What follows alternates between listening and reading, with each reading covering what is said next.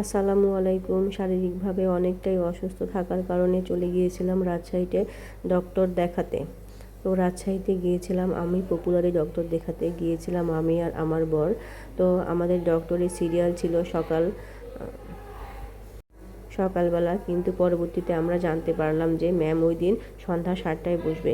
তো আমরা পপুলারে যাওয়ার পরে সেখানে সিরিয়াল দিয়ে আমরা চলে গিয়েছিলাম বাইরে ঘোরার জন্য। আসলে যখন মেডিকেলে যাওয়া হয় তখন দেখলে মনে হয় প্রায় সব মানুষই অসুস্থ, মেডিকেলে এত পরিমাণে ভিড়। তো সিরিয়াল দেওয়ার পরে আমরা চলে গিয়েছিলাম রাজশাহী বিশ্ববিদ্যালয়ের একটু ঘুরতে। যেহেতু আমার বড় দুই আপু রাজশাহী বিশ্ববিদ্যালয়ে পড়াশোনা করছে, যখন ছোট ছিলাম তখন অনেক যাওয়া আসা করা হয়েছে। তো দেখুন আমরা যাচ্ছি রাস্তার পাশ ধরে, রাস্তার দুই দিকের অট্টালিকাগুলো আমার দেখতে খুবই ভালো লাগে। আর রাস্তার মাঝখানে যে লাইটগুলো আছে এগুলো রাতে যখন জ্বলে উঠে তখন দেখতে খুবই ভালো লাগে। তো আমরা রিকশায় করে চলে আসলাম রাজশাহী বিশ্ববিদ্যালয়ের। এটা ছিল রাজশাহী বিশ্ববিদ্যালয়ের প্যারিস রোড। তো বিশ্ববিদ্যালয়ে ঢোকার পরে আমরা রিকশা থেকে নেমে আমার আপুরা যেসব হলে থাকতো সেই হলের দুই পাশ দিয়ে আমরা হাঁটাহাঁটি করছিলাম আর দেখছিলাম। আমার বড় আপু থাকতো তাপসী রাবেয়া হলে, সেখানেও গিয়েছিলাম। আর মেজো আপু থাকতে হচ্ছে ফজিলতুন্নেসা মুজিব হলে, তখন নাম ছিল, কিন্তু এখন দেখলাম জুলাই 36 না কি জানি একটা নাম দিয়েছে।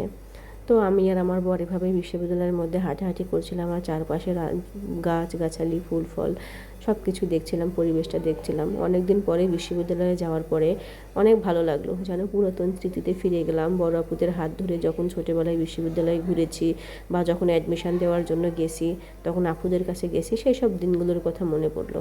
তারপরে আমরা ক্যাম্পাসে যেয়ে একটু সিঙ্গারা পুরি খেয়ে তারপরে আমরা আবার চলে আসলাম আমাদের গন্তব্যের দিকে। আমরা আবার রিকশায় উঠে চলে আসলাম বাজারের দিকে। বাজারে এসে আমরা আরডি মার্কেটে নেমে কিছু হালকা পাতলা কেনাকাটা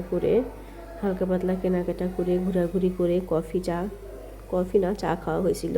চা খেয়ে টুকটাক কেনাকাটা করে আমরা আবার রিকশায় করে চলে আসলাম মেডিকেলের উদ্দেশ্যে। মেডিকেলে ডক্টর দেখানোর পরে আমরা রাতে গিয়েছিলাম আমার বড় ভাইয়ের বাসায়। আমার ভাই একটাই, ভাইয়ের বাসায় গিয়েছিলাম। তো দেখুন রাস্তার দুই পাশে কত সুন্দর আলো জ্বলছে, আর এই পার হওয়ার ব্রিজগুলো আমার অনেক বেশি ভালো লাগে। দেখুন রাজশাহী শহরের আলোগুলো যখন রাতে জ্বলে ওঠে তখন দেখতে কী যে চমৎকার লাগে, এটা আসলেই বলে বোঝানোর মতো নয়। রাজশাহী শহরটা আসলেই অনেক সুন্দর শহর। আমরা দুজন রিকশায় করে যাচ্ছি, সামনে আমার ভাইও ছিল।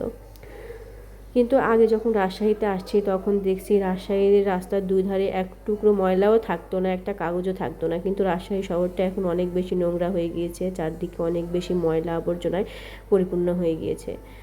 তো আমরা চলে গিয়েছিলাম ভাইয়ের বাসাতে। আমার ভাবি আমাদের জন্য রান্নাবান্না করে আগে থেকে রেডি করে রাখছিল। যদিও আমার ভাবির ছোট বাচ্চা আছে, তারপরে এতগুলো রান্না করার জন্য ভাবিকে অনেক বেশি ধন্যবাদ। ভাবি রান্না করেছিল বিরিয়ানি, ভাত, মুরগির মাংস, গরুর মাংস, ভাজি, ডাল, আরও অনেক কিছুই রান্না করেছিল। তো সব খাওয়া দাওয়া শেষে গল্প গুজব করলাম, আমার বরকে অনেক আপ্যায়ন করাই হলো।